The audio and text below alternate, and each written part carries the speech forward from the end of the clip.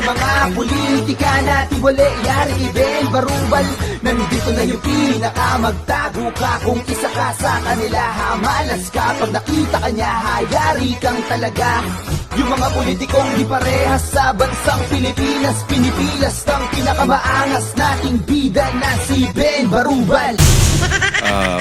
Mga kababayan, kaya ito ay hindi hearing at ito ay committee meeting, consultative meeting, ay dahil kinikilala natin na hindi pa nahahalal ang lahat ng membro ng Committee on Public Accountability. Anak ng unggoy naman, oh. Kala namin hearing. Nag-aaksaya lang kayo ng kuryente dyan, tapos yung gagawin nyo lang pala dyan, meeting. Ang dami naman place dyan, my goodness, ba't dyan nyo pa naisip mag-meeting? Kahapon lang interview mo, sabi mo hearing, tapos ngayon meeting? So, anong tawag dyan? Meeting for the flood control or flood control meeting? Aminin nyo na kasi na kaya nyo ginawang meeting kasi nga bawal kayong mag-hearing dyan. Kasi kung pagpipilitan yung mag-hearing dyan, pwede kayong kasuhan. Biruin mo, peking Senate President, saka peking Chairman. Pati ba naman posisyon na nakawin nyo pa dyan? Sabi na nga ba ang gagawin nila sa Senate walang kwentang meeting.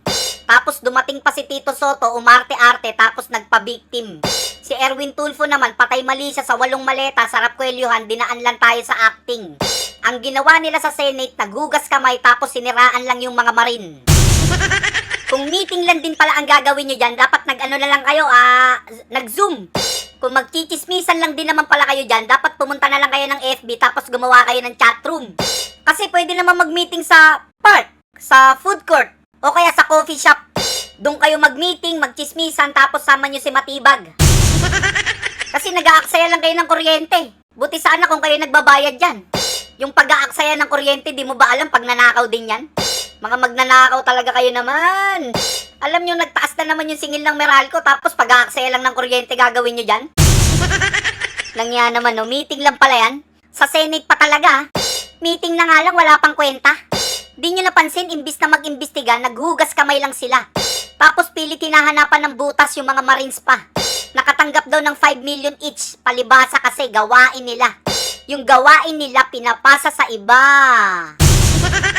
Tapos sabi niya pa, nasa rules po namin yan, bawal ang surprise witness. Meeting na nga lang, may rules pa eh. Tapos takot sa surprise witness. Langya, kala ko pa naman matapang ka eh. Mas maganda nga surprise para biglaan eh. Natatakot ka sa surprise, may tinatago ka yata eh. Wala ka pala eh, takot ka pala eh. Ang matapang lang sa'yo, hiya sa kabunganga eh. Tapos matapang ka lang yata pag nakarobast eh. Ay, takot sa surprise. Natatakot ka siguro yung nakuha mo, hindi lang 8 maleta. Kasi kung wala kang tinatago, hindi ka matatakot sa surprise witness, diba? Ang lakas-lakas mong tumahol dyan, takot ka pala. O baka naman bukod sa flood control, meron pang iba. Ang tapang-tapang pa neto nung nakaraan. Sino ba pinagmamalaki mo, yung asawa mong 4? Paano mo mamahalin yung bayan kung sa mismong asawa mo hindi ka tapat? Tapos ang lakas pa netong tumahol, si Robin lang pala yung katapat. Tandaan nyo, yung asong tahol ng tahol, hindi marunong mangagat. Magpahiring ka ng Blue Ribbon ulit. Magpahiring ka. I don't care kung dati kang Senate President, dati kang Speaker of the House, I don't give up. Talagang papahuli kita. Kung hindi papahuli, kung ayaw ng usa, bibit-biting kita, kwikwelyuhan kita, palalayasin kita dyan sa floor na yan. Meanwhile, nagsorry si Senator Erwin Tulfo sa Cayetano Block kasunod ng pagbabanta niyang ipaaresto sila. Giit ng senador, nadala lang siya ng damdamin sa mga nangyayari. O diba? Sabi ko sa inyo eh. Ganyan na ganyan din ginawa niya kay General Rolando Bautista. Sasampalin niya daw tapos ingungudgud niya yung mukha sa inidoro. Tapos ganyan na ganyan din. Nagsorry siya. Sinungaling nga, kapatid ng magnanakaw. Dalawa silang magkapatid dyan. Kayo na lang magsabi kung sinong sinungaling, kung sinong magnanakaw. Or dalawang sinungaling, dalawang magnanakaw. Tapos tingnan nyo to. Dito pa lang sa live ng meeting nyo, makikita na. 7,000 nanonood kay Erwin. 67,000 naman nanonood kay Senator Robin Padilla. Ibig sabihin, sa pinagagawang meeting ni Erwin Tulfo, yung taong bayan wala nang tiwala. Biruin mo, 7,000 na nga lang nanonood, kung hindi natatawa, galit pa. Hindi kayo nahihiya? Yung taong bayan, pinagtatawanan na kayo. Alam na kasi ng mga tao na mga bogus kayo. Hindi kayo makapagsagawa ng hearing kasi mga illegal kayo. Kumbaga sa pampasada, wala kayong prangkisa, mga kolorum kayo. Hindi po, kailangan po muna i-organize yung Blue Ribbon. Kasi hindi po sila talaga organize. Wala po silang mga miyembro. Kailangan po namin ng 4 sa minority. Composition po yan, 17 eh. Wala po silang binibigay. So kung hindi po kami makapag-organize, hindi po kami makapag-hearing. It was just a meeting. Hindi naman po talaga hearing kasi hindi pa po nagko-convene yung Blue Ribbon. Langyakan, tapang-tapang mo nung nakaraan. May sinasabi ka pang bibit-bitin tapos kukwelyohan. Ang tapang-tapang mo, may bala ka pang manakit, hindi pa pala kayo naka-organize dyan. Ikaw pala dapat tinuhuli kasi ikaw yung illegal dyan. Tingnan mo ikaw yung inaakusahan. Gusto mo pang papuntahin yung 18 Marines dyan. Tapos gusto mo ikaw yung chairman. Ikaw yung mag-iimbestiga, ikaw yung magdidesisyon. Anak ng patis, swelto ka nyan. Erwin, tatanungin nga kita. Bakit takot ka sa surprise witness? Takot ka sa hearing? Gusto mo puro lang meeting? Ano bang gusto mong palabasin? Huwag natin pakialaman yung flood control na yan. Huwag natin pakialaman yung flood control na yan. What? Ako po nasa majority. Pero I'll be the first one to say, no, stop. Huwag natin pakialaman yung flood control na yan. Kupal! O yan liwaliwanag Huwag daw nating pakialaman yung flood control na yan. At bakit hindi kami makikialam? Galing sa pera namin yan? Bakit ba pag flood control na lang ang usapan, iwas na iwas ka dyan? Sa pilantik ng dila mo, mukhang marami kang nalalaman sa flood control na yan. Ayaw mo ng surprise witness. Yung flood control, ayaw mong pakialaman. Alam mo, mag-resign ka na lang. Mas makakatulong ka pa siguro kung journalist ka na lang. Top 10 Party List 2025 DPWH Allocations. Top 1, Tingog Party List. Top 2, ACT-CIS. Top 3, Ako Bicol Party List. Teka, ACT-CIS? Representative Erwin Tulfo, tirador ng mga witness? Romualdez Tulfo sa kasaldi ko? Erwin Tulfo, kahilera pala ng mga to? Walang niya, big timer pala to. Tinalo pa si saldi ko. I-verify nyo, baka hindi lang 8 maleta natanggap nito. Tingog Party List, 8.72 billion. ACT-CIS, 7.03 billion. Ako Bicol Party List, 6.81 billion. Ang tanong, saan napunta lahat ng billion na yun? Imbis na ikaw yung ma-surprise, walang niya, kami yung na-surprise mo dun. Kaya naman pala nagpapanik ka ngayon Tapos takot sa surprise witness Kaya pala yung flood control issue, ayaw niyang pakialaman Kesa mag-meeting-meeting ka dyan, ipaliwanag mo yan, pera ng taong bayan yan Huwag natin pakialaman yung flood control na yan. Huwag natin pakialaman yung flood control na yan. What? Ako po nasa majority. Pero I'll be the first one to say, no, stop. Huwag natin pakialaman yung flood control na yan. Kupal! 2 beses ka raw tumanggap ng nakamaletang mga pera. Doon nga ako nagtataka, Jessica, kasi sa kanilang earlier affidavit, 1 beses lang ang natumanggap. Tapos yung bilang dumami ng dumami. Sinungaling! Tatanggi mo pa, yan na nga 7.03 billion. Ipaliwanag mo yun. Ilang tao kayong naghati-hati doon. Si saldi ko nga nagtatago, mas malaki pa pala nakuha mo kaysa doon.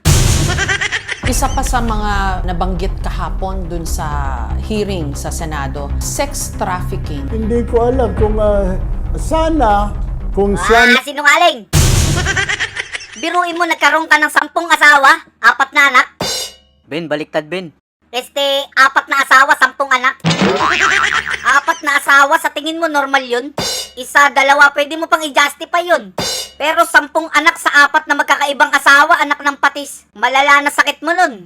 Isa kang makating lalaki pagka ganun. Ano ba tong gobyerno na to? Ang gulo-gulo. Alam nyo kung ano yung ugat ng kaguluhan na to? Mahinang pamumuno. Paano? Adik yung namumuno.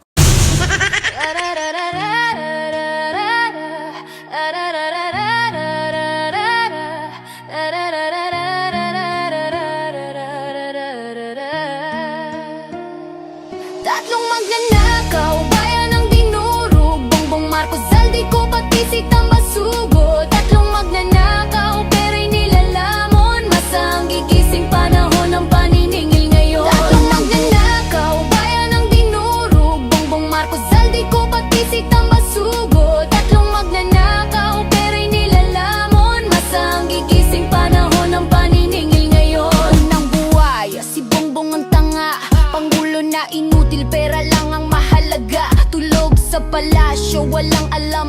lalawan habang nilulustay ka ba ng bayan. Pangalawang demonyo, kontraktor nagahaman. Zaldi ko proyekto, multo ang tangan. Pondo'y binulsa, masay iniwan. Ngumingiti pa, parang walang kasalanan. At heto na si Tamba, kapalmuks na buhaya. Kasabwat sa korupsyon, hari ng salula. Sa kongreso nakaupo, parang hari ng pera. Pero masay babangon, sisipain ang sistema. Tatlong magnanakaw, bayan ng dinurog. Bongbong Marcos, Zaldi ko, pati si Tamba Sugo. Tatlong magnanakaw, pera'y nilalamon. Masang gigising panahon ng paniningil ngayon. Tatlong magnanakaw, bayan ng dinurog. Bongbong Marcos, Zaldi ko, pati si Tamba Sugo. Tatlong magnanakaw, pera'y nilalamon. Masang gigising, wala nang kawalan. Wala nang awala mga buhaya sa gobyerno. Bitayin nyo si Martin para makabawi tayo. Putulan ng kamay tapos ihagis sa impyerno. Kaso baka nakawan niya pati mga demonyo. Hanapin nyo si Santi para sunod kay Martin. Iposas ang kamay, mga daliri ay putulin. Isapan nyo sa chopper, ihulog sa bangin.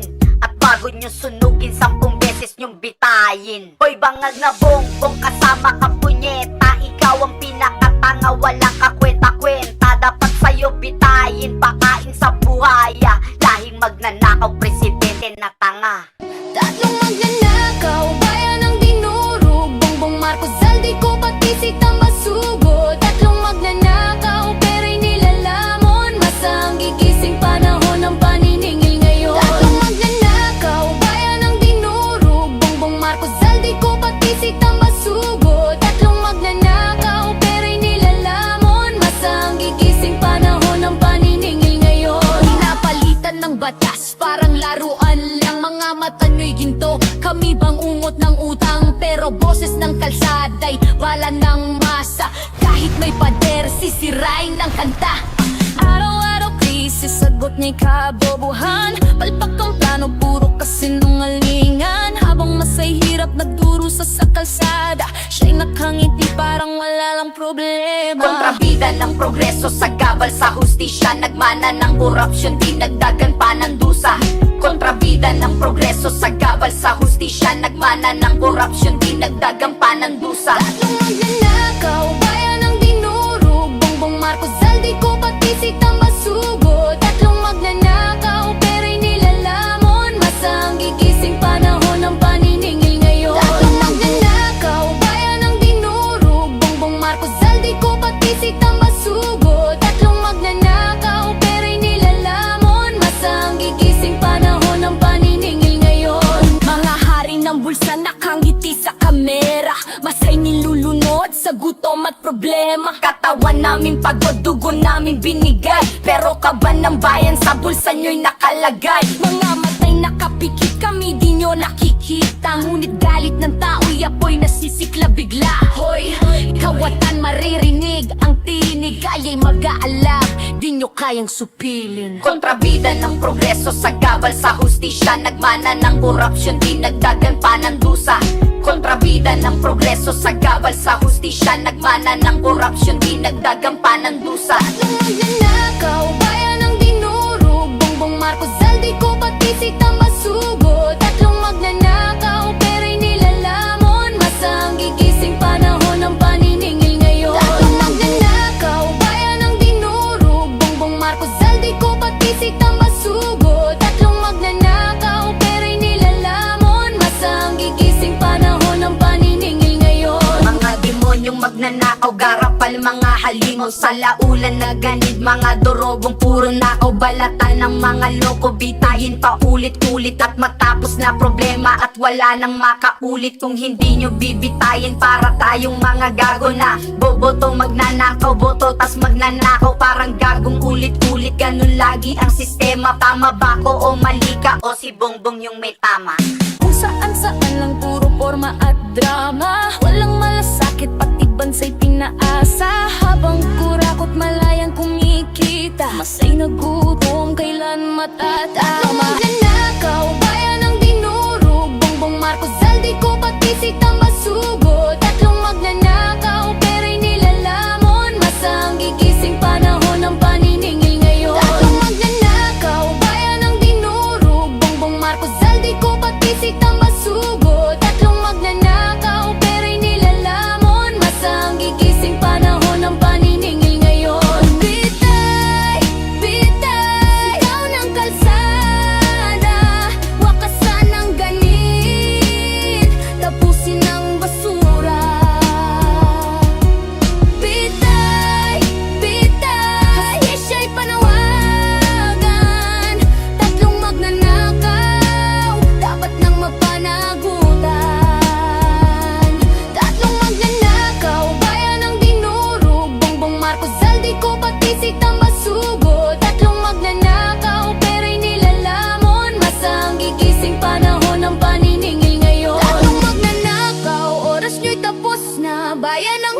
Sa katapusan nyo'y selyado na. Hoy, hoy! Mga buhaya, masaang gigising, wala nang kawala.